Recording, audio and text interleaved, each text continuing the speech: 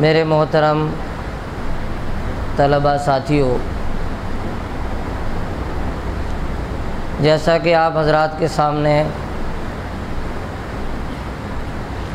یہ بات بتائی گئی کہ اصل میں یہاں فن خطابت کورس ہوتا ہے،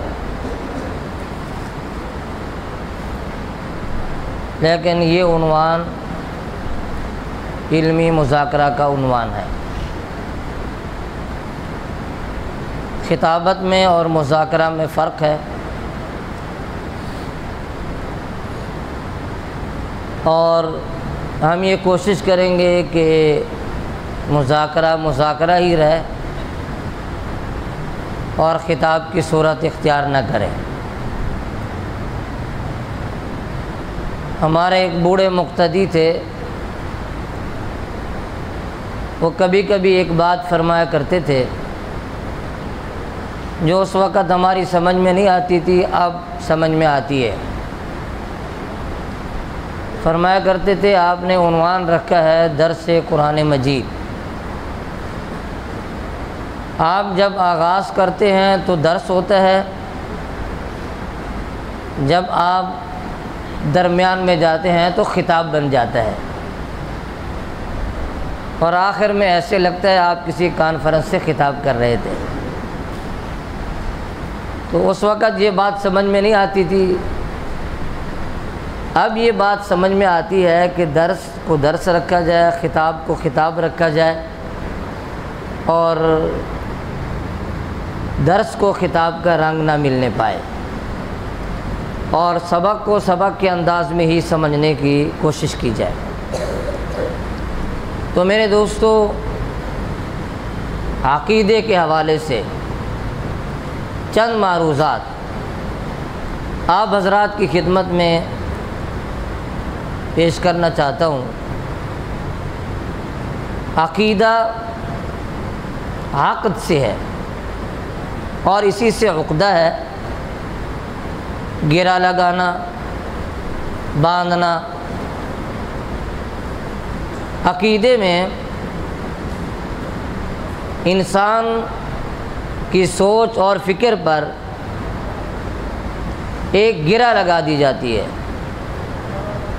اور اس کو باندھ دیا جاتا ہے کہ آپ کے سوچنے کی، فکر کرنے کی یہ حدود ہیں، اور ان حدود کو کراس نہیں کرنا ہے۔ آپ سوچیں ضرور، مگر ان حدود سے باہر آپ نہیں جائیں گے۔ یہ عقیدہ ہے، انسان کے نظر و فکر کو باندھ دینا، کچھ اصولوں کا پابند کر دینا، کچھ قواعد اور ضوابط اس پر لاگو کر کے اس کو کہہ دینا کہ آپ اس سے زیادہ آگے نہیں سوچیں گے، بس یہ یہاں تک سوچ سکتے ہیں، اس سے آگے نہیں۔ عقیدہ دیکھیں، کچھ جانور گلیوں میں گھومتے پھرتے ہیں، ان کا وہ وقار نہیں ہے جتنا وقار اس جانور کا ہے جس کو مالک مکان رسی لا کے گلے میں ڈال کے باندھ کے رکھتا ہے۔ عام ہے کہ وہ جانور حلال ہو یا حرام ہو۔ عام پھرنے والے کتے بھی ہیں، اور ایک وہ بھی ہے جس کو مالک باندھ کے رکھتا ہے، اور بلیاں بھی ہیں، ایک وہ ہے جس کو مالک پال کے رکھتا ہے۔ حلال جانور بھی ہیں، گھومنے پھرنے والے بھی ہیں، ایک وہ ہے جن کے گلے میں، جانور کے گلے میں رسی ڈالی جاتی ہے، گھر میں رکھا جاتا ہے۔ جس جانور کے گلے میں رسی ڈال دی جاتی ہے اس کا پروٹوکول بڑھ جاتا ہے، اب اس کا مالک اس کے تمام اخراجات کی ذمہ داری لیتا ہے کہ میں اپنی جیب سے پیسہ خرچ کر کے اس کو گھاس کھلاؤں گا، اپنی جیب سے پیسہ خرچ کر کے اس کے اخراجات کا انتظام کروں گا، اور جس کے گلے میں رسی نہیں ہے وہ اپنی روزی کا انتظام خود کرے، گھومے پھرے، گلیوں میں جائے، جنگلوں میں جائے، اپنا انتظام خود کرے۔ تو جب تک انسان کسی عقیدے کے ساتھ بندھا نہیں ہوتا، اللہ کے ہاں وہ مکرم اور محترم نہیں ہوتا۔ جب وہ کسی عقیدے کے ساتھ اپنے آپ کو باندھ لیتا ہے، شریعت اور دین کی رسی سے اپنے آپ کو باندھ کے رکھتا ہے، تب اس کا مقام کچھ اور ہوتا ہے۔ اس غور و فکر پر اگر پابندی نہ لگائی جائے تو پھر یہ غور و فکر انسان کو گمراہی تک پہنچا دیتا ہے۔ ہمارے اساتذہ کرام فرمایا کرتے تھے، ایسے بدبخت لوگ بھی گزرے ہیں جنہوں نے عورتوں کی شرمگاہوں کو معبود بنایا ہے اور ان کی پوجا کرتے رہے ہیں۔ ان کا باقاعدہ کلمہ تھا، یا ام سعاد من کی خرجنا و الیک نعاد، تم سے نکلیں اور تیری طرف لوٹ کے آنا ہے۔ یہ غور و فکر اس گندے مقام تک کیسے پہنچا؟ اس کو گرا نہیں لگائی تھی، اس کو باندھ کے نہیں رکھا تھا، عقل کو آزاد چھوڑ دیا تھا۔ جب آزاد چھوڑا ہے تو کس گمراہی میں جا پہنچا ہے۔ آج ہندوستان کے لوگ گائے کا دودھ اتنا نہیں پیتے جتنا اس کا پیشاب پیتے ہیں، گائے کا گوشت تو نہیں کھاتے مگر گوبر کو مقدس سمجھتے ہیں۔ یہ کیا ہے؟ عقیدہ نہیں ہے، اپنے آپ کو کسی عقیدے کے ساتھ باندھ کے نہیں رکھا ہے، آزاد چھوڑا ہے، تو غور و فکر کہاں جا کے پہنچا ہے اور انسان گمراہی تک پہنچ گیا۔ تو عقیدہ نام ہے اپنے آپ، اپنے عقل و نظر پر گرا لگانے کا اور ایک محدود حد تک رہنے کا اور اس کے آگے نہ بڑھنے کا۔ ایک صحت مند روحانی زندگی کے لیے صحت مند عقیدہ ضروری ہے۔ آدمی اگر روحانی طور پہ صحت مند رہنا چاہتا ہے تو عقیدے کو صحیح رکھنا ہوگا۔ عقیدہ صحیح ہے تو اس کی روحانی زندگی صحت مند ہے، عقیدہ فاسد ہے اس کی روحانی زندگی بھی فاسد ہے۔ انسان میں اس کا عقیدہ حاکم ہوتا ہے اور انسان محکوم ہوتا ہے۔ انسان کا عقیدہ جو فیصلہ کرتا ہے انسان اس پر عمل کرتا ہے۔ انسان کے عقیدے کا جو تقاضا ہوتا ہے انسان اپنے عقیدے کے تقاضے کے مطابق اپنی زندگی گزار رہا ہوتا ہے۔ عقیدے کا درست ہونا کتنا ضروری ہے اور کتنا اہم ہے، اس کو آپ چند مثالوں سے سمجھیں۔ اگر آپ ایک کا ہندسہ لگاتے ہیں، ایک لکھتے ہیں، اب ایک یہ ہے کہ آپ ایک لکھیں اور اس کے دائیں طرف صفریں بڑھائیں۔ دوسرا یہ طریقہ ہے کہ آپ ایک لکھ کر اس کے بائیں طرف آپ صفریں لگائیں۔ اگر آپ ایک لکھتے ہیں اور اس کی دائیں طرف صفریں لگاتے ہیں تو 1 سے 10 بنے گا، 10 سے 100 بنے گا، 1000 بنے گا، 10,000 بنے گا، لاکھ بنے گا، کروڑ 10 کروڑ بنے گا۔ اور وہ جتنا زیرو آپ لگائیں گے اس سے اس ایک کی ویلیو بڑھتی ہے۔ اور اگر آپ ایک کے دوسرے طرف زیرو لگائیں گے جتنا بھی لگا لیں وہ کسی کام کے نہیں ہے۔ تو اگر آپ کا عقیدہ صحیح ہے پھر آپ اعمال کے جتنا زیرو لگاتے جائیں، آپ تلاوت کریں، آپ نماز پڑھیں، آپ عبادت کریں، تو یہ زیرو آپ کے کام کے ہیں اور ویلیو بڑھ رہی ہے۔ اور اگر عقیدہ غلط ہے، عقیدہ فاسد ہے، عقیدے میں صحت نہیں ہے، پھر آپ ایسے سمجھیں آپ ایک سے الٹی طرف آپ زیرو لگا رہے ہیں۔ آپ نماز پڑھیں گے کوئی فائدہ نہیں ہے، آپ کوئی نیک کام کریں گے کوئی اجر نہیں ہے۔ آپ جتنا بڑے بزرگ بن جائیں، جب آپ کے عقیدے میں فتور ہے، عقیدے میں فساد ہے، آپ کے یہ اعمال کسی کام کے نہیں ہیں۔ آخرت میں ان اعمال کا کوئی وزن نہیں۔ بنیادی چیز عقیدہ درست ہوگا تو پھر یہ اعمال کے زیرو کام کے ہیں۔ جب آپ ایک نمبر سے دائیں طرف زیرو لگائیں گے عقیدہ درست کر کے تو پھر اعمال کی ویلیو ہے، اور اگر آپ الٹی طرف لگائیں گے عقیدہ صحیح کیے بغیر تو اعمال کی کوئی حیثیت نہیں ہے۔ نمبر 2، دوسری مثال سے آپ سمجھے عقیدے کا صحیح ہونا کس قدر ضروری ہے اور عقیدے کا صحیح ہونا کس قدر اہم ہے۔ ایک ہے بنجر زمین، ایک ہے زرخیز زمین۔ بنجر زمین پر اگر آپ بیج بوتے ہیں تو وہ بیج ضائع ہو جاتا ہے، اس سے کوئی چیز اگتی نہیں ہے۔ اسی طرح اگر کوئی پتھر ہے، آپ پتھر کے اوپر بیج رکھتے ہیں تو بے فائدہ ہے۔ پتھر میں یہ صلاحیت نہیں ہے کہ بیج کے اندر جان ڈالے اور پودا اگائے، وہ بیج ڈالنا فضول ہے۔ اور اگر آپ زرخیز زمین میں بیج ڈالتے ہیں تو وہ کارآمد ہے، اس سے جس چیز کا بیج ڈالا ہے وہ اگے گا اور کوئی نہ کوئی فائدہ آپ کو حاصل ہوگا۔ کھیتی اگے، باغ اگے، درخت اگے، کچھ نہ کچھ تو اگے گا۔ اگر عقیدہ صحیح نہیں ہے تو پھر زمین بنجر ہے اور زمین پتھریلی ہے۔ آپ عبادت کے جتنا بیج لگائیں وہ کسی کام کے نہیں ہیں۔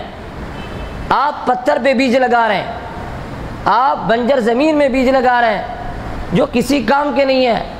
اور اگر آپ کا عقیدہ صحیح ہے تو آپ زرخیز زمین کی طرح ہیں۔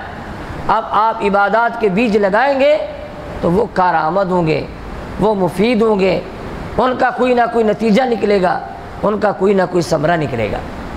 یہ دوسری مثال ہے، یہ ہم آپ کو سمجھانے کی کوشش کر رہے ہیں کہ عقیدہ کس قدر اہم ہے اور عقیدے کا صحیح ہونا کیوں ضروری ہے۔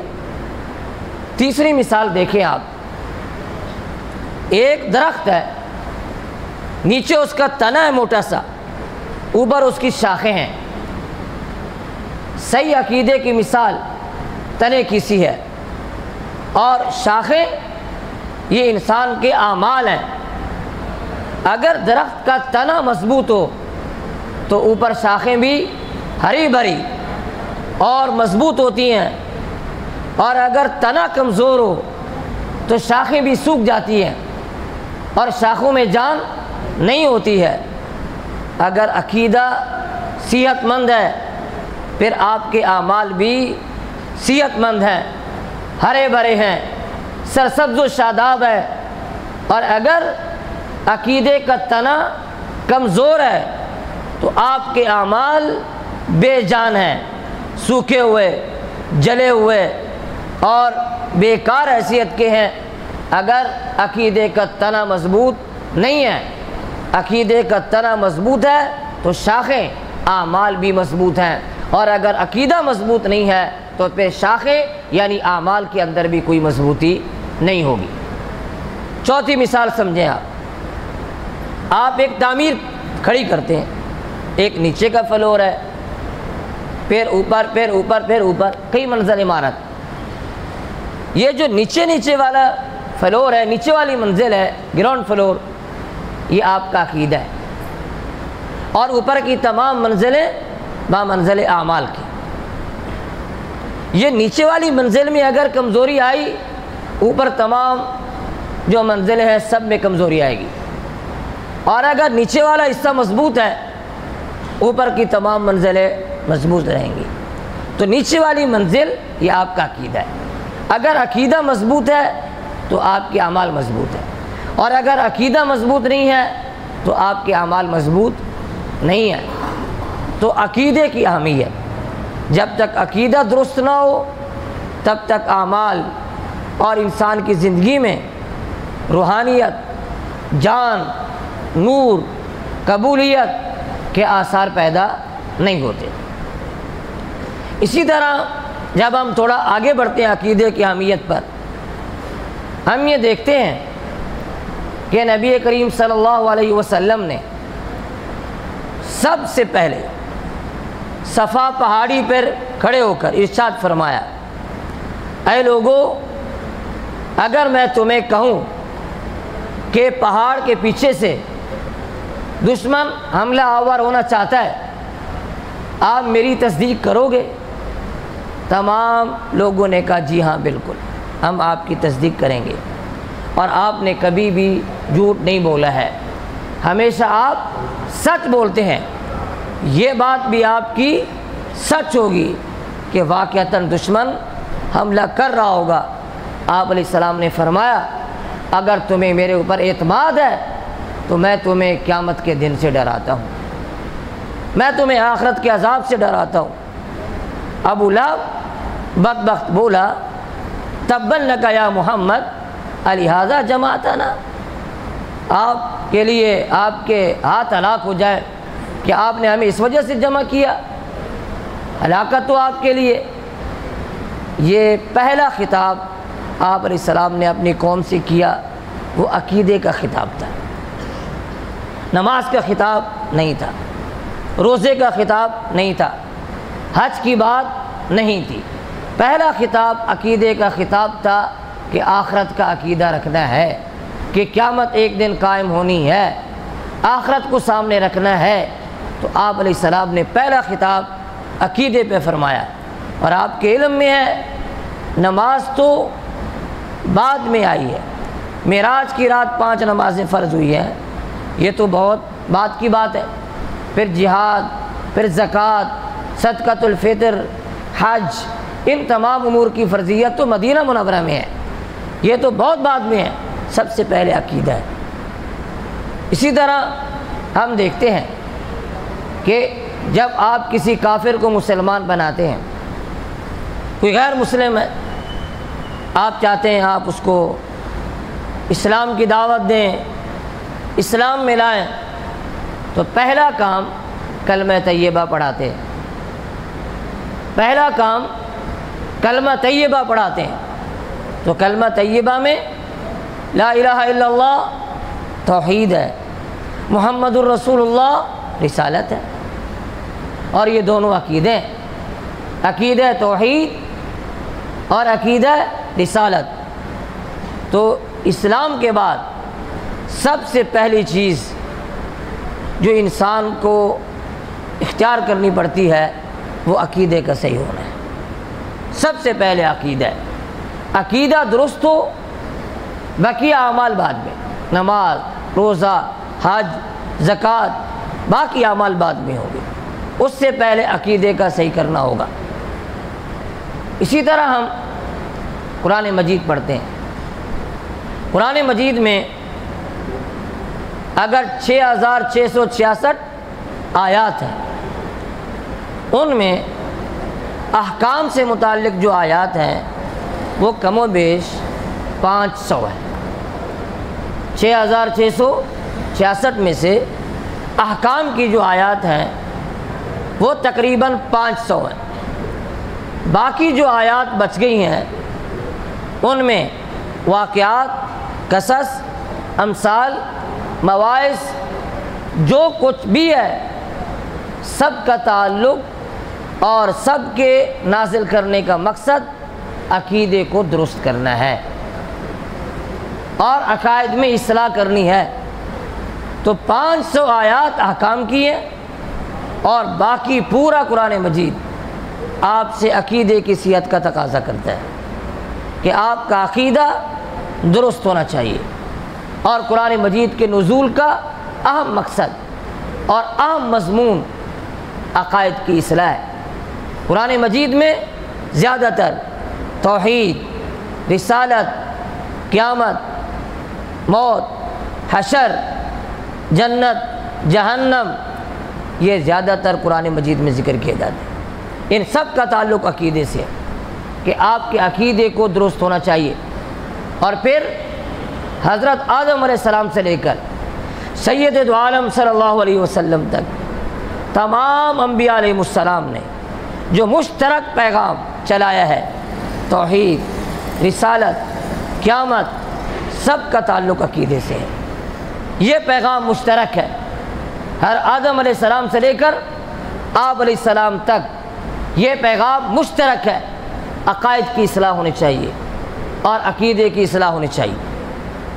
اسی طرح جب آپ قرآن مجید پڑھتے ہیں، اس میں آپ دیکھتے ہیں ان الذین آمنوا وعملوا الصالحات، ان الذین آمنوا وعملوا الصالحات، اکثر آپ پڑھتے ہیں ایمان کا تعلق عقیدے سے ہے، عملوا الصالحات اعمال کی بات ہے۔ اس میں آپ دیکھتے ہیں عقیدے کا نمبر پہلے ہے، اعمال کا نمبر بعد میں ہے۔ سب سے پہلے عقیدہ صحیح کرنا ہوگا، اس کے بعد اعمال کی باری ہے۔ سب سے پہلے عقیدے کی اصلاح ہے، اس کے بعد اعمال کی اصلاح ہے۔ تو قرآن مجید کا یہ اسلوب ہمیں بتا رہا ہے کہ عقائد کی اہمیت کس قدر ہے اور عقیدے کی طرف توجہ کس قدر ضروری ہے۔ ہر جگہ قرآن مجید ہمیں یہی پیغام دے رہا ہے کہ عقائد کو سمجھو، عقائد کی اہمیت کو سمجھو۔ عقیدے کا صحیح ہونا یہ انتہائی اہم ہے اور انتہائی ضروری ہے۔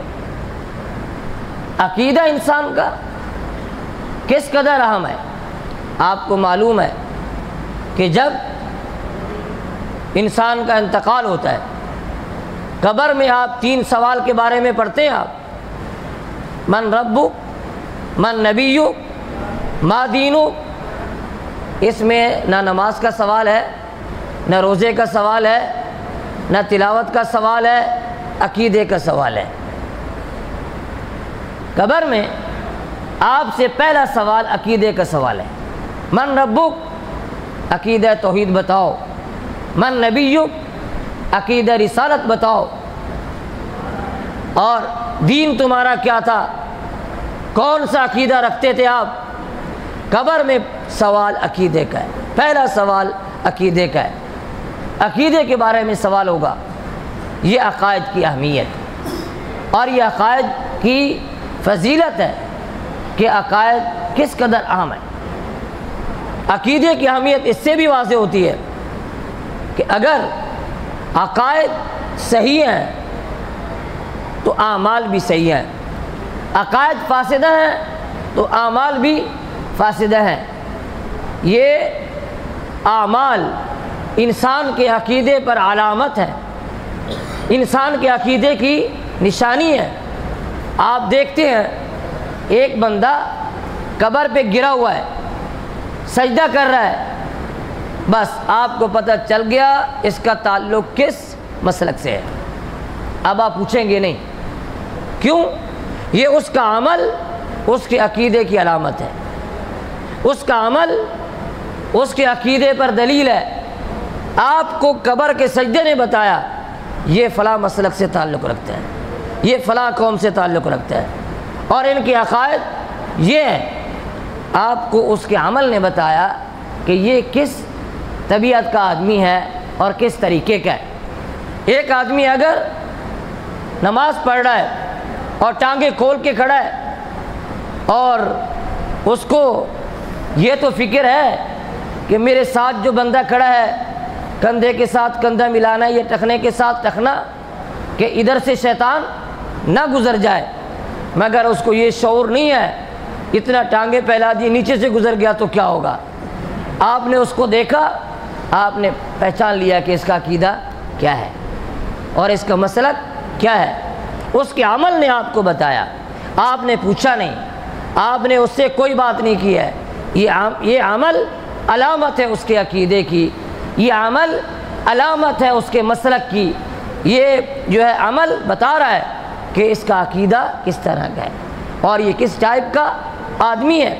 اور آپ دیکھتے ہیں کہ اس مقدس مہینے میں بھی اگر کسی نے جو ہے کالا لباس پہنا ہے اور اپنے چہرہ اور سینہ پیٹ رہا ہے تو آپ کو پوچھنے کی ضرورت نہیں پڑے گی کہ آپ کا عقیدہ کیا ہے۔ اس کا عمل بتا رہا ہے، اس کا عمل بتا رہا ہے کہ اس کا عقیدہ کیا ہے، اس کا عمل دلیل ہے، اس کا موقف کیا ہے اور یہ کون سا مسلک رکھتا ہے۔ اعمال تو علامت ہے عقیدے کی۔ اگر آپ کا عقیدہ درست ہے تو آپ کے اعمال گواہی دیں گے کہ اس انسان کا عقیدہ کیا ہے، درست ہے۔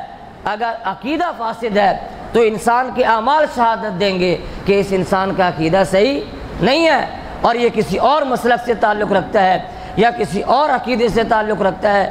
تو عقیدے کی اہمیت اس سے واضح ہوتی ہے کہ اعمال اصل عکس ہے انسان کے عقیدے کا، علامت ہے انسان کے عقیدے کی۔ تو عقیدے کا صحیح کرنا ہوگا تاکہ اعمال بھی صحیح ہوں، عقیدے میں جان ہو تاکہ اعمال میں بھی جان پیدا ہو جائے۔ عقیدے کی اہمیت پر بات کر رہے ہیں ہم۔ دیکھیں، عقیدہ اگر صحیح نہ ہو تو اعمال ضائع، اعمال کا کوئی فائدہ نہیں ہے۔ اللہ تبارک و تعالیٰ نے قرآن مجید میں اس کا ذکر فرمایا، من کان یرید الحیات الدنیا، جو دنیا کی زندگی کا ارادہ کرتا ہے اور دنیا کی زینت چاہتا ہے تو ہم اس کو دنیا میں اعمال کا بدلہ دیں گے، دنیا میں اعمال کا بدلہ دیں گے اور کسی قسم کی کمی نہیں کریں گے۔ آخرت میں کوئی حصہ نہیں ہے۔ وَحَبِطَ مَا صَنَعُوا فِيهَا وَبَاطِلٌ مَا كَانُوا يَعْمَلُونَ، جو کچھ کیا آخرت کے اعتبار سے برباد ہے، آخرت کے اعتبار سے ضائع ہے اگر عقیدہ سے نہیں ہے۔ تو یہاں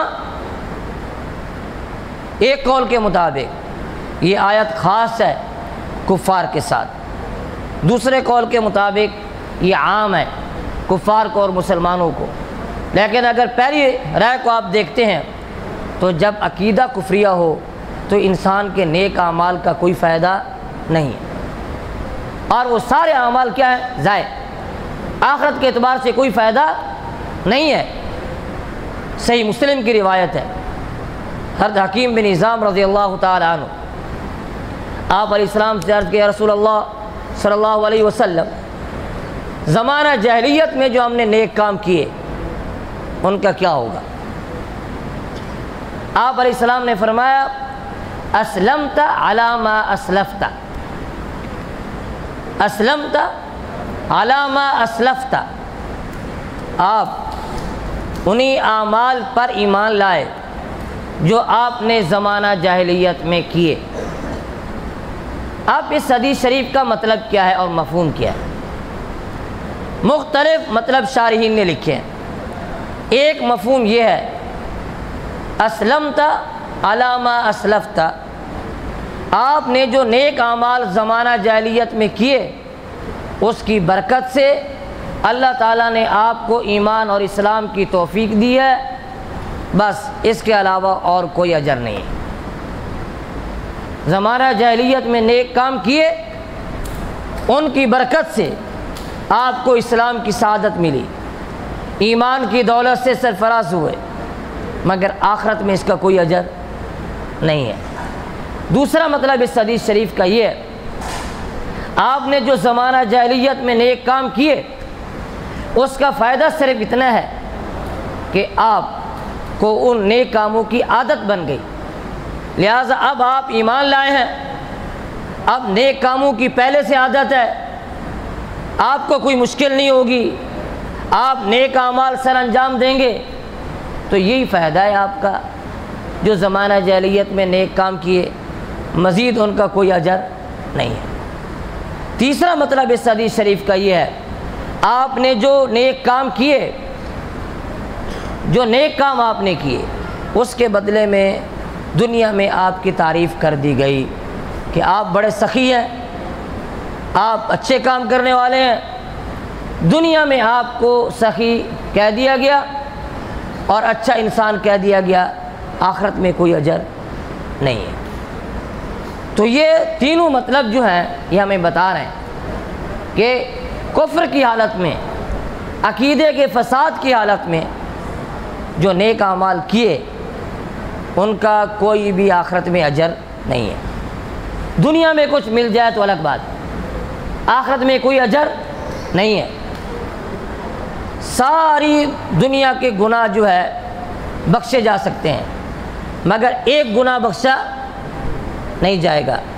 ان اللہ لا یغفر ان یشرک بہ ویغفر ما دون ذلک لمن یشاء، جو گناہ نہیں بخشا جائے گا اس کا تعلق عقیدے سے ہے، عمل سے نہیں ہے۔ عقیدے کے فساد کی وجہ سے فرمایا شرک کا گناہ معاف نہیں کیا جائے گا۔ تو دنیا میں جو نیک کام کی عقیدے کے فساد کے ساتھ آخرت میں ان کا کوئی اجر نہیں ہے، کوئی اجر و ثواب نہیں ہے۔ عبداللہ بن جدعان زمانہ جاہلیت کا ایک سخی تھا، حضرت ابوبکر صدیق رضی اللہ تعالیٰ عنہ کا رشتہ دار تھا، ان کے خاندان سے تھا، سخی آدمی تھا۔ اما عائشہ صدیقہ رضی اللہ تعالیٰ عنہ نے آپ علیہ السلام سے پوچھا کہ یہ عبداللہ بن جدعان سخی آدمی تھا، غریبوں کو کھانا کھلاتا تھا، فقیروں کا خیال کرتا تھا، یہ بخشا جائے گا؟ آپ علیہ السلام نے فرمایا نہیں، اس نے کبھی بھی نہیں کہا رب اغفر لی خطیئتی یوم الدین، یعنی ایمان نہیں لایا تھا، ایمان نہیں لایا تھا۔ عبداللہ بن جدعان شروع میں تو یہ ایسے تھا جیسے آوارے لڑکے ہوتے ہیں، غنڈہ بدماش تھا، کسی کو تھپڑ مارتا، کسی کو مکہ مارتا، کسی کو مار کے آ جاتا۔ ماں باپ اس سے بہت تنگ تھے، بالآخر باپ نے اس کو نکال دیا گھر سے، یہاں سے نکل جاؤ۔ یہ گھر سے نکلا خودکشی کے ارادے سے، کیا کرنی ہے؟ خودکشی۔ اس زمانے کے لوگوں کو خودکشی کرنا نہیں آتی تھی، ابھی تو خودکشی کے کئی طریقے آ گئے ہیں، جس میں سے ایک طریقہ یہ بھی ہے کہ ویڈیو بناتے ہوئے چوتھی منزل سے چھلانگ لگا دینی چاہیے، سمجھ میں آئی؟ ہاں، ٹک ٹاک کے چکر میں، یوٹیوب کے چکر میں اوپر سے جمپ لگائیں، پیچھے کو منہ کرتے ہوئے اور نیچے گر جائیں۔ ایک طریقہ یہ بھی ہے آخرت میں جلدی پہنچنے کا، اور بھی کئی طریقے ہیں جس میں انسان جلدی جا سکتا ہے۔ اس زمانے کے لوگوں کو خودکشی کا طریقہ نہیں آتی تھا، اپنے آپ کو مارنا کیسے، وہ پریشان تھا، جنگل میں پہاڑوں کی طرف نکل گیا، ایک غار دیکھا، غار، اس غار میں ایک بڑا سانپ ہے، اژدہا ہے، چمکدار آنکھیں ہیں، خوفناک ہے۔ خوش ہو گیا کہ خودکشی کا سامان مل گیا۔ اب خودکشی کرنا کیا ہے؟ آسان ہے، یہ بڑا سانپ ہے، اس کے منہ میں ہاتھ دوں گا، یہ کاٹے گا، زہر سے آنن فانن مر جاؤں گا، تو میرا جو مقصد ہے خودکشی وہ حل ہو جائے گا۔ تو اس نے سانپ کے منہ میں ہاتھ دیا، وہ تو کوئی ربڑ پتھر کا بنا ہوا تھا، وہ اوریجنل سانپ نہیں تھا، اصل سانپ نہیں تھا۔ اس نے دیکھا یار یہ تو مصنوعی سانپ ہے، اس کو ادھر سے ہٹایا۔ وہ اصل کہانی یہ تھی کہ وہاں پرانے زمانوں کے بادشاہوں کی لاشیں پڑی تھیں جو اب ہڈیاں تھیں، اور ان کا خزانہ تھا بہت زیادہ، وہ وہاں پر رکھا ہوا تھا۔ یہ مصنوعی سانپ اس لیے بنایا تھا کہ کوئی خزانہ نہیں چرائے، جو آئے گا سانپ کو دیکھ کے ڈر کے پیچھے چلا جائے گا، اور کوئی یہ خزانہ نہیں چرائے گا، اس وجہ سے رکھا تھا۔ اس نے سانپ کو ہٹایا اور خزانے کی بوریاں بھری، وہاں سے جو بھی تھا سونا چاندی جو اٹھایا وہاں سے، بس اس کو گھر لے کے آ گیا۔ گھر لے کے آیا، اب اس نے سخاوت شروع کی، اب اس نے باپ کو پیسہ دیا، غریب رشتہ داروں کو دیا، علاقے والوں کو دیا۔ اب وہ زیرو سے ہیرو بن گیا، اب وہ زیرو سے ہیرو بن گیا۔ لوگ بولتے کیا بات ہے، کیسا آدمی تھا۔ اور کچھ حرام خور ڈاکو ایسے ہوتے ہیں، جب ان سے کہا جائے کہ ڈاکہ کیوں مارتے ہو، بولتے جی سر امیر سے لوٹتے ہیں، غریب کو دیتے ہیں، امیر کو لوٹتے ہیں اور غریب کو دیتے ہیں۔ تو یہ ہم ہمارے طلباء بیٹھے ہوئے ہیں، ساتھی جامعہ انوار القرآن کے، ان کو ہم سناتے رہتے ہیں۔ ہمارے مدرسے کا ایک طالب علم جو ہے وہ روڈ پہ نکل گیا، ڈاکو نے اس کو پکڑ لیا، تلاشی لی، موبائل نکلا 5 روپے والا، موبائل 5 روپے والا نکلا، بالکل بیکار۔ ڈاکو نے 2-4 تھپڑ لگائے کہ تیرے کو موبائل رکھنا ہی نہیں آتا، چل دفعہ ہو، نیا موبائل تو اس کو دے دیا، چل یہ لے جا تو یہ بھی ہوتا ہے بھائی۔ تو کچھ ڈاکہ مارتے ہیں کس کے لیے؟ غریبوں کو دینے کے لیے۔ تو بہرحال اس نے غریبوں پہ خرچ کرنا کیا کر دیا شروع۔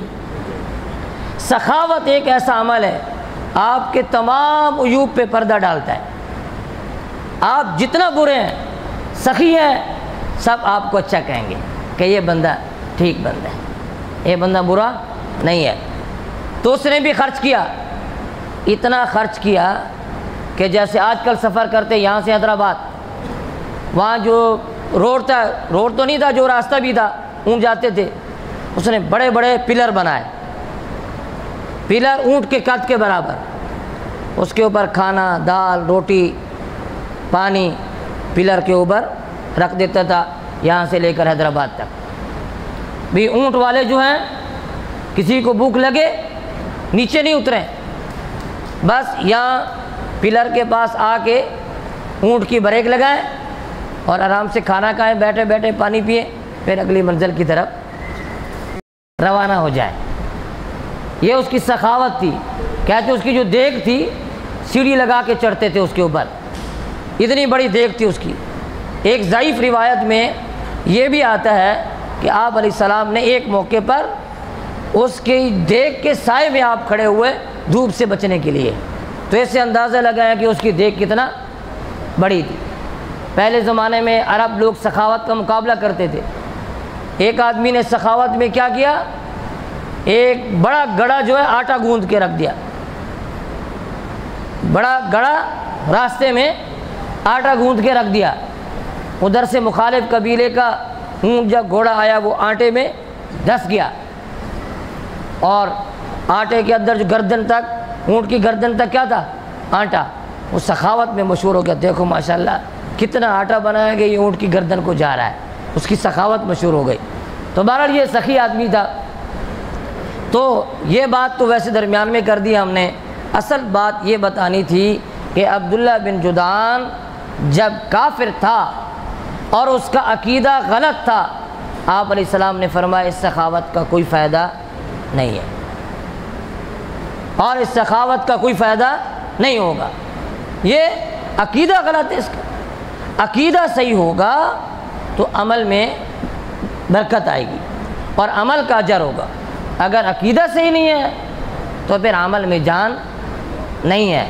تو عقیدے کی اہمیت بتا رہے ہیں کہ عقیدے کا درست ہونا کتنا اہم ہے. اب ہم دوسری بات کی طرف آ رہے ہیں. قرآن مجید میں کچھ عقائد کا ذکر ہے. جو آیت ہم نے پڑھی آمن الرسول، اس میں آ رہا ہے کل آمن باللہ و ملائکتہ و کتبہ و رسلہ. چند عقائد کا اس میں ذکر ہے. اور پھر یہی باتیں حدیث جبریل کے اندر بھی موجود ہیں جو طلبہ پڑھتے ہیں کہ ایک اعرابی آیا آپ علیہ السلام سے آ کے پوچھا اخبرنی عن الایمان، ایمان کے بارے میں بتائیں. تو یہاں ایمان کا لغوی اصطلاحی معنی پوچھنا مقصد نہیں تھا. متعلقات ایمان بتائیں، ایمان کے تقاضے بتائیں، مومن بھی بتائیں، کن چیزوں پر ایمان لانا ہے. تو آپ علیہ السلام نے فرما دیا ان تؤمن باللہ و ملائکتہ و کتبہ و رسلہ وان تؤمن بالقدر خیرہ و شرہ او کما قال. تو یہ فرمایا کہ ایمان اللہ پر ایمان لائے. یہ عقیدے کی بات ہے. اللہ پر ایمان، اللہ کی توحید پر ایمان، اللہ کی ذات پر ایمان، اللہ تعالیٰ کی صفات پر ایمان، تمام چیزوں پر جو توحید سے متعلق ہیں سب پر ایمان لانا ہے. وہ ملائکتی، ملائکہ پر ایمان، جن ملائکہ کا ذکر قرآن مجید میں ہے، جن کے نام ہیں جبریل، میکال، ان کا تو نام لے کر ایمان رکھیں. اور موت کا جو فرشتہ ہے اس کا نام قرآن مجید میں نہیں ہے. اسرائیل جو ہم کہتے ہیں یہ اسرائیلیات سے ماخوذ ہے، اسرائیل علیہ السلام، اور اس کا نام قرآن مجید میں ہے ملک الموت. اصل نام کیا اس کا؟ ملک الموت. تو جن فرشتوں کا نام نصوص میں آیا نام لے کر ایمان لائیں گے، اور جن کا نام نہیں ہے بس ویسے ایمان لائیں گے کہ یہ ایک مخلوق ہے، اللہ تبارک و تعالیٰ نے نور سے پیدا کی ہے اور ہمارا ان پر ایمان ہے. سمجھ میں آئی بات نہیں آ رہی؟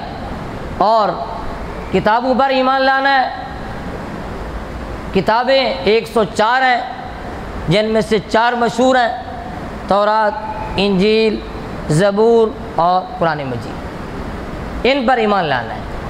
اور جن کتابوں کا نام نہیں آتا ویسے ایمان لانا ہے کہ جو کتابیں بھی، جو صحائف اللہ تبارک و تعالیٰ نے حضرت آدم علیہ السلام سے لے کر آپ علیہ السلام تک نازل فرمائی، سب پر ہمارا ایمان ہے۔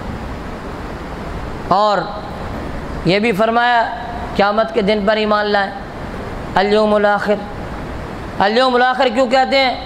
فانی دنیا کا آخری دن ہے، اس وجہ سے اس کو الیوم الآخر کہتے ہیں، یا آخرت کا مقدمہ ہے، اس وجہ سے کیا کہتے ہیں اس کو؟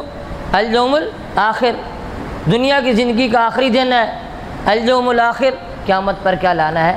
ایمان لانا ہے۔ تقدیر پر ایمان لانا ہے، تقدیر جیسی بھی ہو آپ نے کیا لانا ہے؟ ایمان، اچھی ہو یا بری، تقدیر کوئی بری نہیں ہوتی، جو آپ کو بری لگے وہ بھی ایمان رکھو، یہ بھی اللہ تعالیٰ کی طرف سے۔ جو کچھ ہے تقدیر تو اچھی ہی ہے، مگر جو آپ کی طبیعت کے مطابق نہ ہو۔ آپ کا ایکسیڈنٹ ہو گیا، ٹانگ ٹوٹ گئی، ظاہر ہے آپ کو اچھا نہیں لگا، لیکن آپ عقیدہ رکھیں گے یہ بھی اللہ تعالیٰ کی طرف سے، اور یہ بھی وہاں سے ہوا ہے۔ عقیدہ رکھیں گے ادھر، یوں نہیں بولیں گے اگر میں بریک لگا لیتا بچ جاتا، اگر ایسے کٹ مارتا بچ جاتا، اگر میں یہ راستہ نہیں آتا تو بچ جاتا، اگر میں یہ نہ کر رہا ہوتا تو اگر مگر سے کچھ نہیں ہونا تھا، جو ہونا تھا وہ ہو کے رہنا تھا، سو ہو چکا، بس اب صبر کریں۔ اب اگر مگر سے نہ پہلے کچھ ہونا تھا نہ اب کچھ ہوگا، بس ایمان رکھیں، یہی ہمارے مقدر میں تھا۔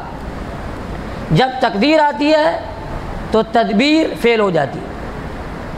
حضرت سلیمان علیہ السلام ایک مرتبہ جا رہے ہیں اور ہدہد پرندہ جو ہے، ہدہد پرندہ وہ درخت پہ بیٹھا ہے اور ایک نیچے بچہ جال لگا کے بیٹھا ہوا ہے، دانہ ڈال رہا ہے۔ ہدہد پرندہ بار بار نیچے دیکھتا ہے دانے کو۔ حضرت سلیمان علیہ السلام نے فرمایا ہدہد سے کہ دیکھو خیال کرنا، یہ دانے کے چکر میں نیچے نہیں آنا، یہ جال ہے، اور بچے نے جال تیرے لیے لگایا ہے، پھنس جائے گا تو اس میں۔ ہدہد نے کہا حضرت مجھے بھی سمجھ ہے، اتنا شعور تو مجھے بھی ہے، میں بھی عقل مند ہوں، میں اس بچے کے چکر میں آنے والا کہاں ہوں؟ میں بچے کے ساتھ گپ شپ کرتا ہوں، تھوڑا نیچے منہ کرتا ہوں، یہ خوش ہو جاتا ہے کہ ابھی آیا، پھر میں سر اوپر کر لیتا ہوں، یہ کوئی مسئلہ نہیں، آپ میری فکر نہ کریں، آپ تشریف لے جائیں۔ حضرت سلیمان علیہ السلام آگے اپنے کام سے تشریف لے گئے۔ واپس جب آئے تو وہ ہدہد بچے کے ہاتھ میں تھا، اس نے پکڑ لیا تھا اس کو۔ جب آپ تشریف لائے، ہدہد سے کہا جی بھائی میں نے تجھے سمجھایا تھا نیچے نہیں آنا ہے، تو کہہ رہا میں بڑا سمجھدار ہوں، تو کہہ رہا میں بڑا عقل مند ہوں۔ اس نے کہا حضرت سیدھی سی بات ہے، جب تقدیر آتی ہے تو تدبیر جواب دے جاتی ہے، یہ تقدیر کا مسئلہ ہے۔ میں بہت سمجھدار ہوں، مگر جب تقدیر آئی تو میرے عقل نے کام کرنا چھوڑ دیا، بس میں ادھر پھنس گیا نیچے اور یہاں اس کے ہاتھ میں ہوں۔ تو تقدیر پر ایمان رکھنا ہے کہ سب کچھ اللہ تعالیٰ کی طرف سے ہے، جو کچھ بھی ہمارے ساتھ ہو رہا ہے دیکھو اللہ پہ چھوڑیں گے تو کبھی نفسیاتی نہیں بنیں گے، کبھی ٹینشن میں نہیں آئیں گے، اور اگر آپ سوچیں گے یہ میری غلطی ہے، میرا قصور ہے، میرا جرم ہے، پھر آپ پاگل ہو جائیں گے، پھر آپ نفسیاتی ہو جائیں گے۔ کاروبار میں انسان ناکام ہوتا ہے تو یہ کہتا ہے سارا میرا قصور ہے، اس کی وجہ سے نفسیاتی بن جاتا ہے۔ یوں کہ اللہ کی طرف سے ہے تو کوئی مسئلہ نہیں ہے۔ تو عقائد، چند عقائد آیت سے بتائے، حدیث شریف سے بتائے، چونکہ عوام کو جو ہے آیت اور حدیث پڑھنا نہیں آتی، ان کے لیے ہمارے اکابر نے ایمان مجمل اور ایمان مفصل بنایا۔ معلوم ہے نا، ایمان مجمل اور ایمان وہ اسی آیت اور اسی حدیث سے ماخوذ ہے، اسی آیت اور اسی حدیث سے ماخوذ ہے ایمان مجمل اور ایمان مفصل، اس کا تعلق اسی سے ہے کہ آپ کو ایمان لانا ہے۔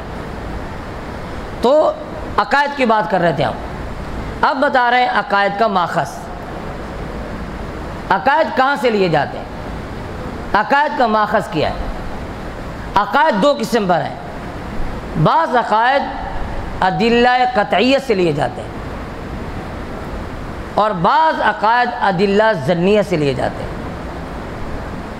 جو ادلہ قطعیہ سے لیتے ہیں، ادلہ قطعیہ اصل تو دو ہیں، قرآن مجید اور سنت متواترہ۔ یہ دو دلیل قطعیہ ہیں، حجت قطعیہ، قرآن مجید اور سنت متواترہ۔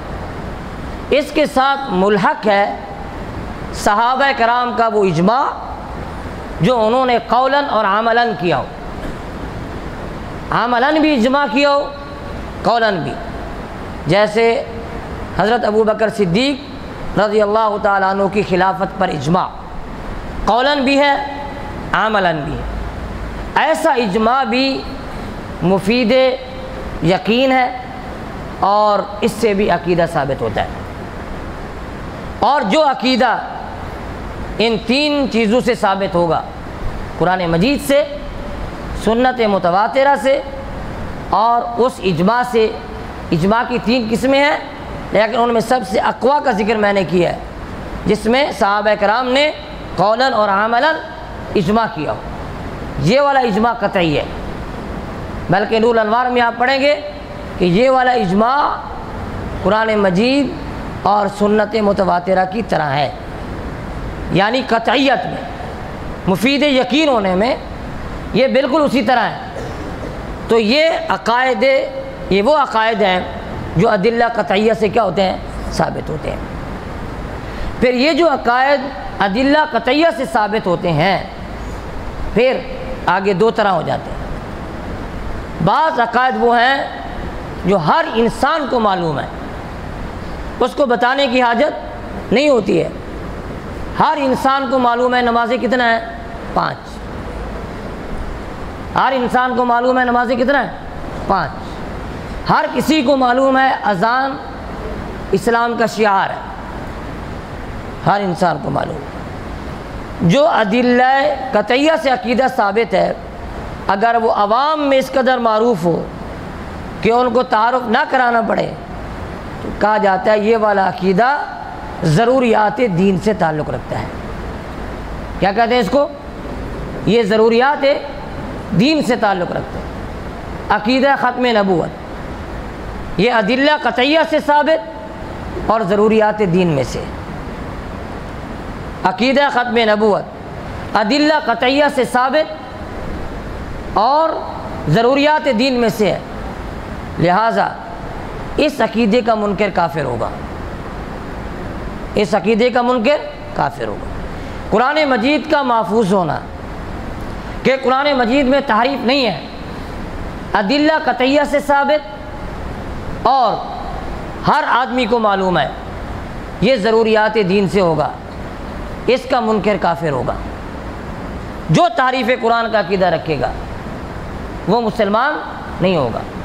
ابو بکر رضی اللہ تعالیٰ عنہ کی صحابیت، اذ یقول لصاحبی، آپ کی صحابیت ادلہ قطعیہ سے ثابت اور ضروریات دین میں سے، لہذا آپ کی صحابیت کا منکر کافر ہوگا۔ آپ کی خلافت پر اجماع کا انکار بھی کفر کے زمرے میں آتا ہے۔ تو یہ چند عقائد آپ کو بتائے ہیں جو ادلہ قطعیہ سے ثابت ہونے کے بعد یہ ضروریات دین سے بھی تعلق رکھتے ہیں۔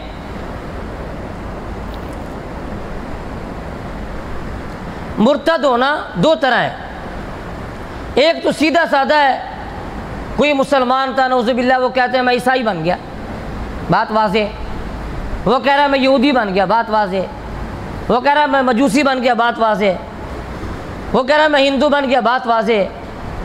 اس کا مرتد ہونا واضح ہے۔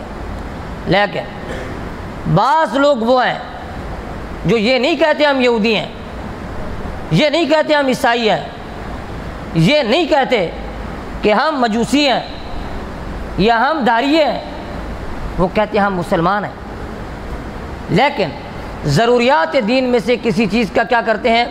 انکار کرتے ہیں۔ وہ اپنے آپ کو مسلمان کہلانے کے باوجود کافر ہیں۔ اب مرزائی تھوڑی کہتے ہیں ہم کافر ہیں، وہ کہتے ہیں ہم جماعت احمدیہ ہے، ہم احمدیہ مسلم ہیں، اور وہ کافر تھوڑی مانتے ہیں اپنے آپ کو، مسلمان کہتے ہیں۔ لیکن جب ضروریات دین کے منکر ہیں، بھلے اپنے آپ کو کیا کہیں، وہ یعنی مسلمان ہیں کافر۔ ان کو اصطلاح میں ملحد زندیق کہا جاتا ہے۔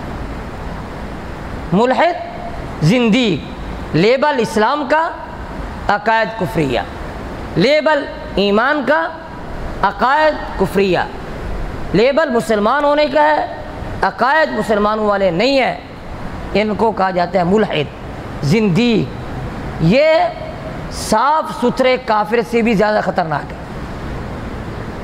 اس کے بارے میں تو معلوم ہے دشمن ہے ہمارا، لیکن یہ مسجد ہماری طرح بنائے، نماز ہماری طرح پڑھیں، کلمہ ہماری طرح پڑھیں، اور سب کچھ ہماری طرح کہیں، لوگ تو دھوکہ کھا جائیں گے، کہیں گے یہ مسلمان ہیں، اور حقیقت میں یہ لوگ مسلمان نہیں ہیں۔ تو عقائد قطعیہ جو ضروریات دین سے بھی جڑ گئے، ان کا منکر اسلام سے کیا ہوگا؟ خارج ہوگا۔ اور جو ادلہ قطعیہ سے ثابت شدہ عقیدہ ضروریات دین سے تعلق نہیں رکھتا، کوئی مخفی مسئلہ ہے، کوئی مخفی مسئلہ ہے، اگر اس کا کوئی منکر ہے، اس کو شروع میں کافر نہیں کہا جائے گا، اس کو سمجھایا جائے گا، کہا جائے گا دیکھ بھی یہ جو تو عقیدہ رکھ رہا ہے یہ عقیدہ کفری ہے، سمجھایا جائے گا، کیونکہ وہ ضروریات دین میں سے نہیں ہے، ہر کسی کو معلوم نہیں ہے، ایک مخفی عقیدہ ہے، عام آدمی کو اس کا پتہ نہیں ہے۔ تو شروع میں اسٹارٹ میں کوئی جاہل اگر ایسی بات کر دے تو آپ اس کو کافر نہیں کہیں گے، کافر نہیں کہیں گے، اس کو سمجھائیں گے۔ جیسے آپ حدیث شریف میں پڑھتے ہیں، ایک آدمی نے خوشی میں بول دیا کہ میں تیرا رب اور تو میرا بندہ، اللہ تبارک و تعالیٰ کو بول دیا کہ میں تیرا رب اور تو میرا بندہ، وہ خطا ہو گیا، وہ کیا ہو گیا؟ خطا۔ آپ اس کو سمجھائیں گے بھائی اس طرح نہیں بولتے، وہ کہے کہ جی مجھے پتہ نہیں تھا میں نے خطا بول دیا، تو وہ کافر نہیں ہے۔ لزوم کفر الگ چیز ہے، التزام کفر الگ چیز ہے۔ کفریہ جملہ کہا مگر یہ اس کا عقیدہ نہیں ہے، عقیدہ نہیں بنایا، خطا نکلا، آپ اس کو سمجھائے دیں گے، وہ رجوع کر لے تو مسلمان ہے۔ اگر وہ کہے کہ بھائی جو کچھ بھی ہے میرا عقیدہ یہی ہے، پھر کافر ہے۔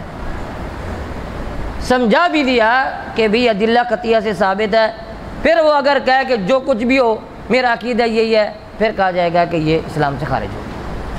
تو ادلہ قطعیہ سے جو دلائل ثابت ہوتے ہیں وہ دو طرح کے بتا دیے، بعض ضروریات دین میں سے ہیں اور بعض ضروریات دین میں سے نہیں ہیں۔ دوسرے عقائد وہ ہیں جو ادلہ ظنیہ سے ثابت ہوتے ہیں۔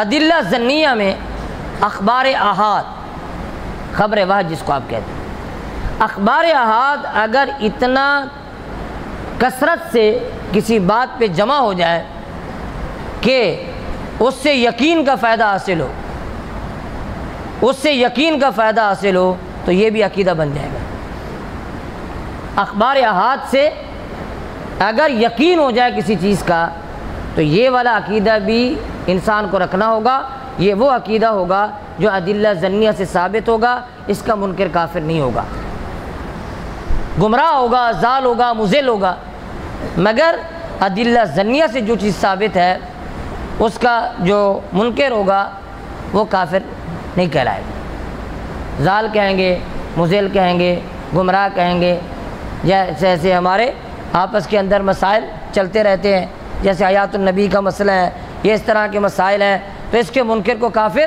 نہیں کہا جائے گا۔ ہاں ضال مضل کہیں گے آپ کہ یہ الگ موقف رکھتا ہے۔ تو یہ دو دائرے بتا دیے، ایک میں کفر اور ایک میں فسق ہے۔ سمجھ میں آئی بات؟ یا تو اس کو یا تو کافر بن جاتا ہے یا مسلمان رہتا ہے مگر ضال اور مضل ہوتا ہے، گمراہ ہوتا ہے۔ ایک دائرہ اور ہے، وہ دائرہ یہ ہے کہ کون اہل سنت والجماعت میں داخل ہے، کون اہل سنت والجماعت سے خارج ہے۔ مسلمان ماننے کے بعد، مسلمان مان لیا، مسلمان مان لیا، اب یہ ہے کہ یہ کب اہل سنت والجماعت میں شمار ہوگا اور کب اہل سنت والجماعت میں شمار نہیں ہوگا، اس کا معیار ائمہ اربعہ کے عقائد ہے، اس کا معیار ائمہ اربعہ کے عقائد ہے، اور ائمہ اربعہ ان کے ماننے والے العقیدۃ الطحاویہ پر متفق ہیں، ائمہ اربعہ کے ماننے والے مذاہب اربعہ والے العقیدۃ الطحاویہ پر متفق ہیں کہ اس میں جو عقائد ہیں وہ ہم سب کے عقائد ہیں، تشریحات میں اختلاف ہو سکتا ہے، تفصیلات میں کیفیات میں اختلاف ہو سکتا ہے، بنیادی عقائد سب کے وہی ہیں جو العقیدۃ الطحاویہ میں ہیں۔ لہٰذا جو ائمہ اربعہ سے ہٹ کر کوئی عقیدہ رکھے گا آپ کہہ سکتے ہیں یہ اہل سنت والجماعت سے خارج ہے، اس کا عقیدہ ائمہ اربعہ کے عقیدے سے موافقت نہیں رکھتا، مذاہب اربعہ سے موافقت نہیں رکھتا، تو اس عقیدے والا انسان یہ اہل سنت والجماعت سے کیا ہوگا؟ خارج ہوگا۔ ائمہ اربعہ کا عقیدہ یہ گویا اہل سنت والجماعت کے عقیدے کا معیار، اہل سنت والجماعت کے عقائد میں المحند علی المفند بھی ایک معیار ہے، عقائد علماء دیوبند المحند علی المفند، جس میں عرب و عجم کے علماء کے دستخط ہیں اور ہمارے اکابر علماء دیوبند کے دستخط ہیں، اس میں جو عقائد آئے ہیں، جو ان عقائد کا منکر ہے ہم یہ کہہ سکتے ہیں یہ اہل سنت سے خارج ہے، اسلام سے نہیں، وہ ایک الگ دائرہ ہے، ہم یہ کہیں گے کہ اہل سنت والجماعت سے کم از کم کیا ہے؟ خارج۔ آگے پھر تحقیق کریں گے کہ کفر میں داخل ہوتا ہے یا نہیں ہوتا ہے، وہ ایک دوسری تحقیق ہوگی، لیکن اہل سنت والجماعت سے کیا ہوگا؟ خارج ہوگا، جو ان عقائد کے ساتھ متفق نہیں ہوگا۔ لوگ آپ کو اس کتاب کے بارے میں کہیں گے کہ یہ کوئی قرآن نہیں ہے، یہ کوئی حدیث نہیں ہے، تم اس کتاب کو اتنا اہمیت کیوں دیتے ہو اور اس کتاب کی کیا حیثیت ہے؟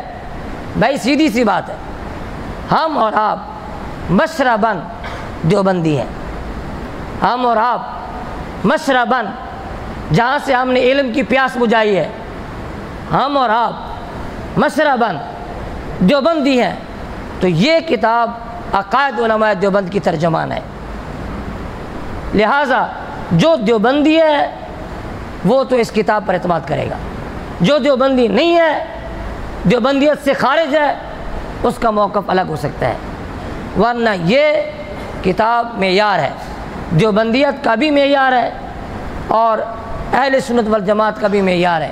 یہ رائے تھی استاذ المناظرین حضرت مولانا محمد امین صفدر اوکاڑوی صاحب رحمۃ اللہ علیہ کی، یہ ان کی رائے میں نقل کر رہا ہوں کہ یہ کتاب معیار ہے اہل سنت کے عقائد کے لیے، یہ ان کی رائے تھی، اور یہ معیار اس زمانے میں ہو جائے جب کہ فتنہ فساد بڑھ گیا، عقائد مختلف ہو گئے، ہمارے حلقوں میں بھی نئے نئے عقائد والے لوگ آ گئے، تو اس کتاب کو معیار بنایا جائے تو یہ کتاب ہمارے لیے ان عقائد میں معیار ہو سکتی ہے جو عقائد اس کتاب کے اندر درج کر دیے گئے۔ اہل سنت والجماعت کون لوگ ہیں؟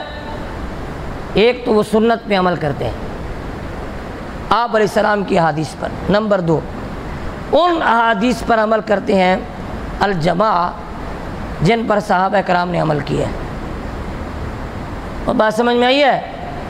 آپ علیہ السلام کی ہر حدیث پر عمل نہیں ہے، ہر حدیث پر عمل آپ کے بھی علم میں ہے، ہر حدیث پر عمل کوئی منسوخ ہو سکتی ہے، سمجھ میں آئی بات؟ جس حدیث کو صحابہ کرام نے لیا وہ سنت کہلائے گی، جس کو صحابہ کرام نے نہیں لیا وہ حدیث ہے مگر سنت نہیں ہے۔ یہ بات آپ کی سمجھ میں آ رہی؟ آپ علیہ السلام کی جن احادیث کو صحابہ کرام اپنے عمل میں لائے وہ سنت ہے، علیکم بسنتی و سنت الخلفاء الراشدین، علیکم بحدیثی نہیں فرمایا، علیکم بھی حدیثی نہیں فرمایا۔ سمجھ میں آئی بات؟ اس وجہ سے ہم اہل سنت کہلاتے ہیں۔ علیکم بھی سنتی پر عمل کرتے ہوئے ہم کیا ہیں؟ اہل سنت ہیں۔ اور جو صرف حدیث پر عمل کرتے ہیں وہ اپنے آپ کو اہل حدیث کہلاتے ہیں، مگر ہم سنت پر عمل کی بات کرتے ہیں کہ ہر حدیث شریف پر عمل نہیں ہوتا اور نہ ہو سکتا ہے۔ جن حدیث پر صحابہ کرام نے عمل کیا وہ ہمارا معیار ہے، ان پر ہم کیا کریں گے؟ عمل کریں گے۔ قرآن مجید میں یوم تبیض وجوہ و تسود وجوہ، قیامت کے دن کچھ لوگوں کے چہرے سیاہ ہوں گے اور کچھ لوگوں کے چہرے سفید۔ حضرت عبداللہ ابن عباس، ابو سعید خدری رضی اللہ تعالی عنہما فرماتے ہیں اہل سنت والجماعت کے چہرے سفید ہوں گے، اہل بدعت کے چہرے سیاہ ہوں گے۔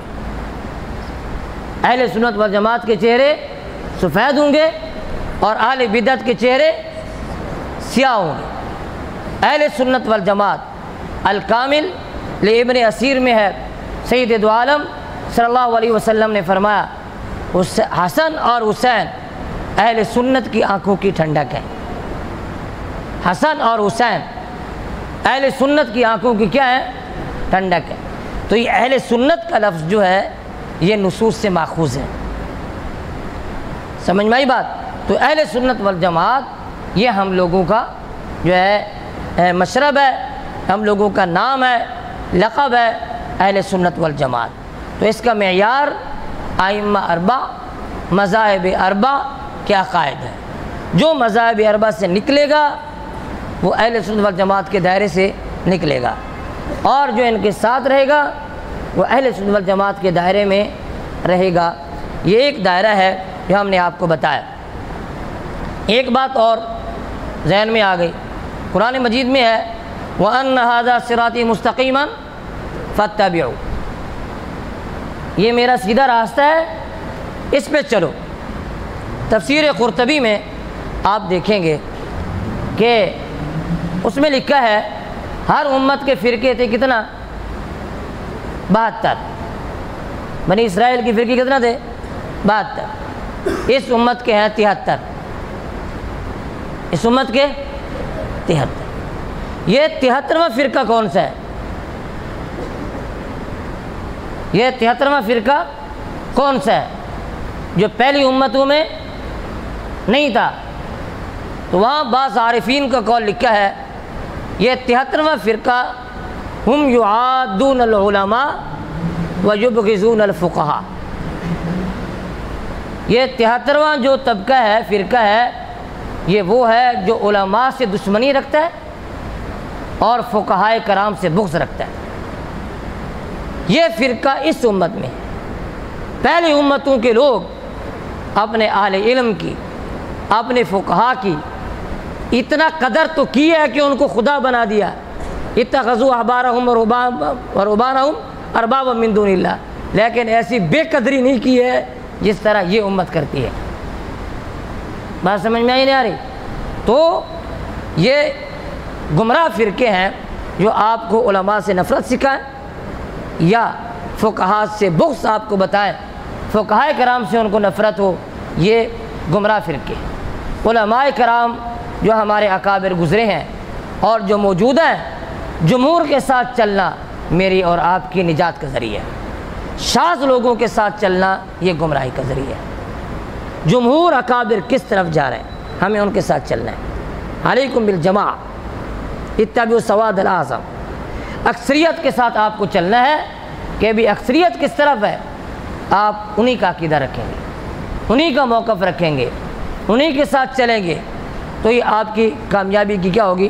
ضمانت ہوگی۔ تو یہ اہل سنت والجماعت کا دائرہ بتایا کہ اہل سنت والجماعت کا دائرہ کیا ہے؟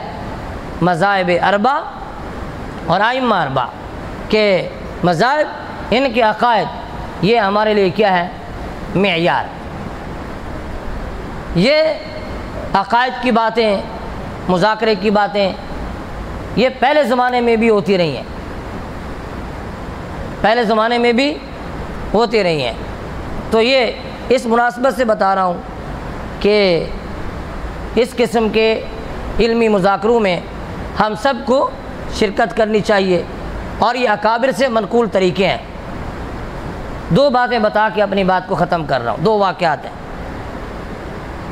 ایک تو یہ کہ امام محمد رحمۃ اللہ علیہ مدینہ منورہ چلے گئے، امام مالک رحمۃ اللہ علیہ سبق پڑھا رہے تھے، تو امام محمد رحمۃ اللہ علیہ قریب جا کے بیٹھ گئے۔ لوگ سوالات کر رہے ہیں، آپ نے بھی ایک سوال کر دیا، علمی مذاکرے کی بات۔ امام صاحب یہ فرمائیں، ایک آدمی جنابت کی حالت میں ہے، پانی مسجد کے اندر ہے، نماز کا وقت ہو گیا ہے، یہ آدمی کیا کرے؟ آدمی جنابت کی حالت میں ہے، پانی کہاں ہے؟ مسجد کے اندر ہے، نماز کا وقت ہے، کیا کرے؟ امام مالک صاحب رحمۃ اللہ علیہ بار بار فرما رہے ہیں بھئی یہ مسجد میں داخل نہیں ہو سکتا، جنبی مسجد میں داخل نہیں ہو سکتا، کیونکہ حدیث شریف میں واضح ہے۔ امام محمد رحمۃ اللہ علیہ فرما رہے ہیں حضرت میں یہ پوچھ رہا ہوں نماز کا کیا کرے؟ پھر مسجد میں تو داخل نہیں ہو سکتا، تو پانی اس کو ملے گا نہیں، اور پھر نماز جاتی ہے تو کیا کرے؟ تو امام مالک رحمۃ اللہ علیہ وہی فرما رہے ہیں بھی مسجد میں تو نہیں جا سکتا۔ جب بار بار سوال کیا تو امام مالک رحمۃ اللہ فرمایا تو بتا دے، آپ بتا دیں کہ ایسا بندہ کیا کرے؟ امام محمد رحمۃ اللہ علیہ نے فرمایا ایسا بندہ تیمم کرے، تیمم کر کے مسجد میں داخل ہو جائے، ادھر سے پانی لائے، باہر آ کے غسل کرے، جا کے نماز پڑھے۔ یہ امام محمد رحمۃ اللہ علیہ نے فرمایا۔ تو امام مالک رحمۃ اللہ علیہ حیران ہوئے بھی یہ جوان تو بڑا ہوشیار ہے۔ پوچھا میں نہیں نا، آپ کہاں سے ہیں؟ آپ کہاں سے ہیں؟ یہ والی بات تھوڑا باریک ہے، غور کریں گے۔ آپ کہاں سے ہیں؟ امام محمد رحمۃ اللہ نے فرمایا من ہادی، بس کیا فرمایا؟ من ہادی۔ مشار الیہ کیا ہے یہ نہیں بتایا، من ہاذی۔ اچھا، امام مالک رحمۃ اللہ علیہ سمجھے یہ حاضی ہی سے مراد لے رہا ہے مدینہ منورہ، کہ میرا تعلق مدینہ منورہ سے۔ امام مالک رحمۃ اللہ فرمایا کہ میں نے تو تجھے یہاں کبھی نہیں دیکھا ہے، مدینہ منورہ میں کبھی دکھائی نہیں دیا، تو یہاں سے کہاں سے ہے تو انہوں نے فرمایا یہ ضروری تھوڑا ہے، اتنا دنیا آباد ہے، آپ سب کو جانتے ہو۔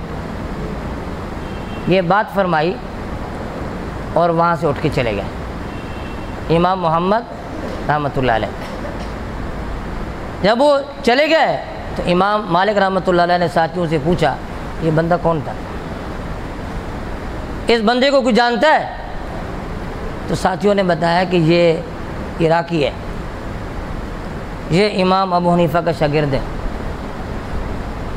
یہ یہاں حج عمرے کے لیے آیا ہوا ہے۔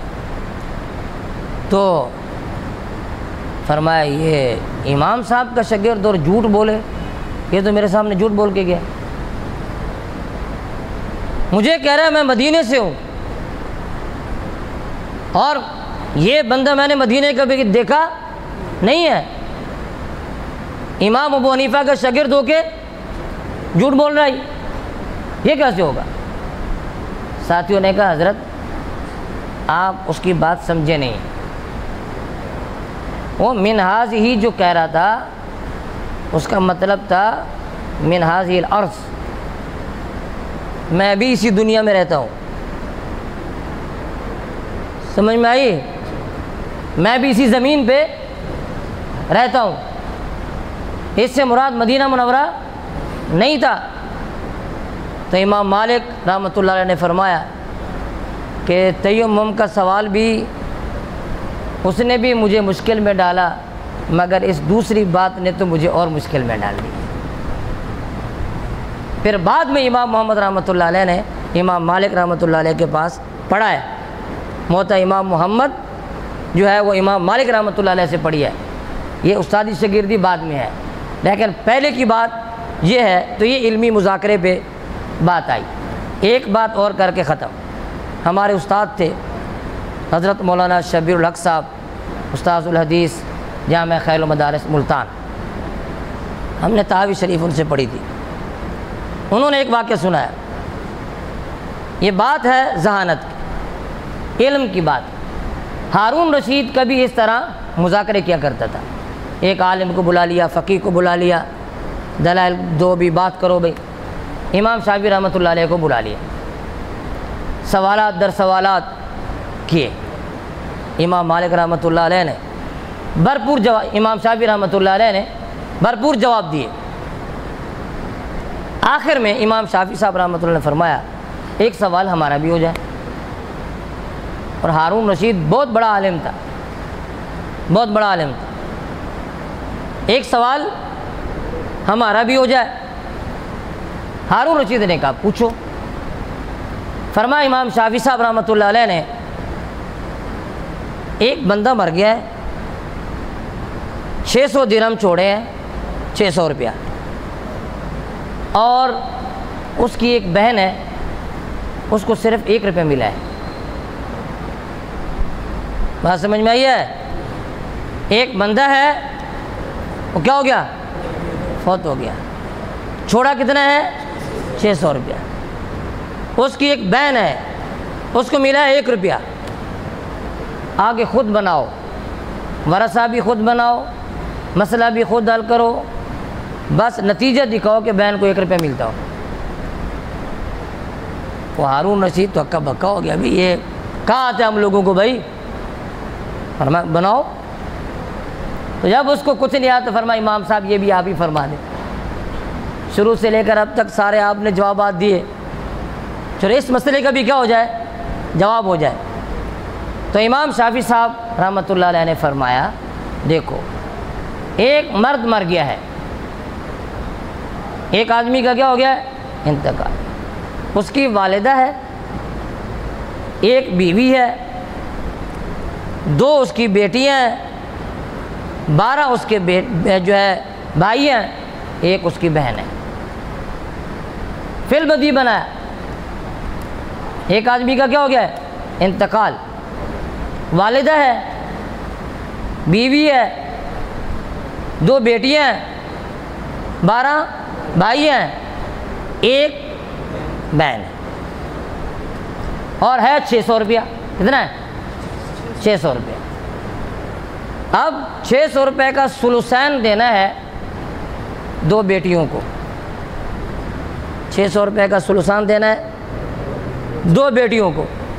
600 میں سے 400 چلا گیا، باقی بچ گیا 200۔ فرمایا والدہ کو ملے گا 6واں حصہ، سدس، وہ دینا ہے کتنا؟ والدہ کو 100 روپیہ اور چلا گیا، باقی بچ گیا 100۔ بیوی کو دینا ہے 8واں حصہ، وہ بنتے ہیں 75 روپے، وہ بنتے کتنا؟ 75 روپے۔ 75 روپے اس کو دے دیے، باقی بچ گئے 25 روپے۔ 25 روپے بانٹنے ہیں 12 بھائی اور 1 بہن، دینا ہے للذکر مثل حظ الانثیین۔ 2 روپے بھائیوں کو دیے، 24 روپے چلے گئے، 1 روپیہ کس کو دینا ہے؟ بہن کو دینا ہے۔ یہ ہے مسئلے کا جواب۔ وآخر دعوانا ان الحمدللہ رب العالمین۔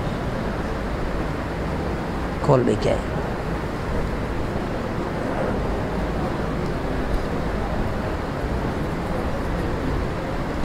پڑھ کے سناؤ۔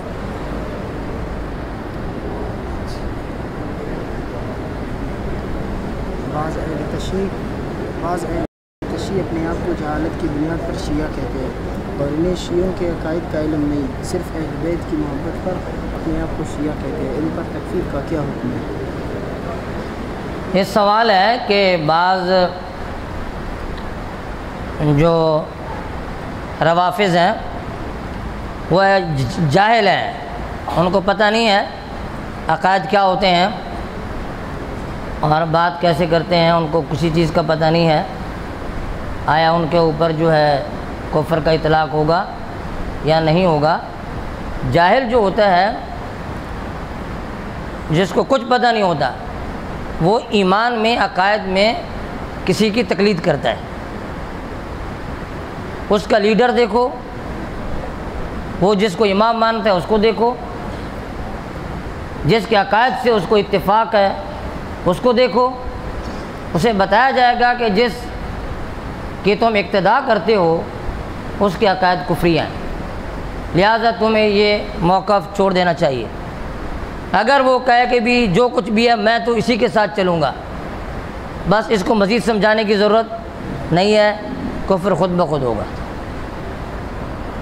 ایک شخص کا دعویٰ یہ ہے کہ جو حدیث ہے اصحاب کا نجوم اصل میں اہل بیتی کا نجوم ہے، اور اہل سنت بھی اس حدیث کو ضعیف کہتے ہیں، مکمل تحقیق کیا ہے؟ اصحابی کا نجوم بِأَيِّهِ مُقْتَدَيْتُمْ اِهْتَدَيْتُمْ، یہ فرما رہے ہیں کہ بھی یہ عبارت جو ہے اصل روایت ہے آل بیتی کا نجوم، اور اصحابی کا نجوم والی روایت کو جو ہے علماء ضعیف کہتے ہیں۔ اصحابی کا نجوم والی جو روایت ہے یہ دوسری صحیح احادیث کے موافق ہے۔ دوسری صحیح احادیث میں اس کے شواہد موجود ہیں۔ دوسری صحیح احادیث میں علامہ عبدالحی صاحب لکھنوی رحمۃ اللہ علیہ نے مجموعہ رسائل لکھنوی میں اس حدیث پر مکمل بحث فرمائی ہے۔ خلاصہ کلام یہ ہے، یہ کم از کم حسن درجے کی روایت ہے، اس کو علی الاطلاق ضعیف کہنا یہ صحیح نہیں ہے۔ راجح قول کے مطابق کم از کم اس کا مقام حسن کا ہے۔ مزید تفسیر آپ جو حوالہ ہم نے دیا اس کتاب کو دیکھ سکتے ہیں۔ لزوم کفر اور التزام کفر کی تعریف کیا ہے؟ لزوم کفر، التزام کفر کی تعریف کیا ہے؟ لزوم کفر یہ ہے کہ آپ کی زبان سے خطأً کوئی جملہ نکل گیا جو کفریہ ہے۔ خطأً آپ کی زبان سے کوئی ایسا جملہ نکل گیا جو کفریہ ہے، تو یوں کہا جائے گا کہ آپ کے اس جملے سے کفر لازم آتا ہے، لہٰذا اس سے لزوم کفر آ رہا ہے، آپ جو ہے نا اس سے توبہ کریں، اس سے باز آئیں۔ وہ کہتے ہیں جی مجھے پتہ نہیں تھا، معذرت، میں اللہ تعالیٰ سے توبہ کرتا ہوں، مجھ سے خطا ہو گئی۔ اب اس کے اوپر کفر کا فتویٰ نہیں لگے گا، اگرچہ اس نے کفریہ جملہ کہا تھا، لیکن اگر وہ کہے سمجھانے کے باوجود بھی کہ یہ جو کچھ بھی ہو میرا عقیدہ یہی ہے، پھر یہ التزام کفر ہوگا، کہ اب یہ کفر کو عقیدہ بنا رہا ہے۔ جب تک کفر عقیدہ نہیں ہے تو لزوم ہے، جب عقیدہ بنایا تو التزام ہے۔ التزام کفر سے کفر کا فتویٰ لگتا ہے، لزوم کفر سے کفر کا فتویٰ نہیں لگتا۔ الفاظ کفر جو آپ کتب فقہ میں پڑھتے ہیں کہ یہ جملہ کفریہ ہے، یہ جملہ کفریہ ہے، اس کی وجہ سے آپ کسی کو کافر نہیں کہہ سکتے۔ ان کا مطلب صرف اس قدر ہے کہ اس جملے سے کفر لازم آتا ہے، پھر اس کو پوچھا جائے گا یا اس کو سمجھایا جائے گا۔ اگر وہ کہے یہ مجھ سے خطأ ہو گیا ہے یا مجھے پتہ نہیں تھا، میرا یہ عقیدہ نہیں ہے، میرا یہ موقف نہیں ہے، تو کہا جائے گا کہ التزام کفر نہیں پایا گیا۔ علامہ انور شاہ کشمیری رحمۃ اللہ علیہ نے اکفار الملحدین میں اس بات کی وضاحت فرمائی ہے کہ لزوم کفر سے کفر کا فتویٰ نہیں ہوگا، التزام کفر سے کفر کا فتویٰ ہوگا۔ اور اسی کتاب میں آپ کو یہ ملے گا کون سے عقائد ضروریات دین سے ہیں جن کی وجہ سے کفر کا فتویٰ لگے گا، اور کون سے عقائد جو ہے وہ ضروریات دین سے نہیں ہے، محض گمراہی کا سبب ہے۔ یہ تفصیلات بھی آپ کو اس کتاب میں ملے گی۔ اگر آپ کو اردو میں پڑھنا ہے تو پھر حضرت مولانا مفتی محمد شفیع عثمانی صاحب رحمۃ اللہ علیہ کی جو جواہر الفقہ ہے اس میں جو ہے تکفیر کے اصول تکفیر، اس میں ایک رسالہ ہے، اس کو آپ دیکھ لیں گے۔ اس سے آپ کو اندازہ ہوگا کہ کفر کا فتویٰ کب لگے گا اور کب کفر کا فتویٰ نہیں لگے گا۔ اس کی تفصیل اس رسالے میں موجود ہے۔